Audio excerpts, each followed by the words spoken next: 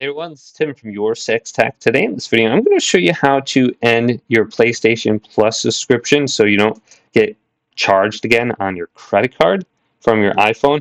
So to do this, we want to get the PlayStation app on our iPhone. So let's go to the App Store, go to search, and just type in PlayStation app. And then go ahead and get this application right here and open it up. And then sign in with your email address and your password associated with your PlayStation account. Once you sign in, this homepage, go all the way to the bottom of the screen, and there's going to be all these little icons on the bottom. We want to go to the PlayStation Store, the center bottom icon, then go to the three lines in the upper right, and tap that, and you'll have these options.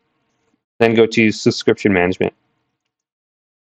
And it's going to bring you to this page where you can reactivate your subscription or you can buy it again. So just go to Deactivate, and it'll tell you when your plan actually ends. So my expiration date now is 1/7 of 2025. Your subscription will end on this specific date, and I'm not going to be charged a renewal fee automatically.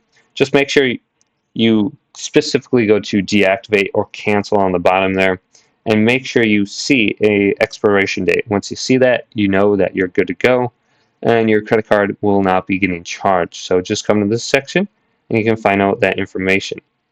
So hopefully this video did indeed help you out. If it did, leave it a big thumbs up and subscribe to my channel down below for more tech up videos coming up next on Your Six Tech.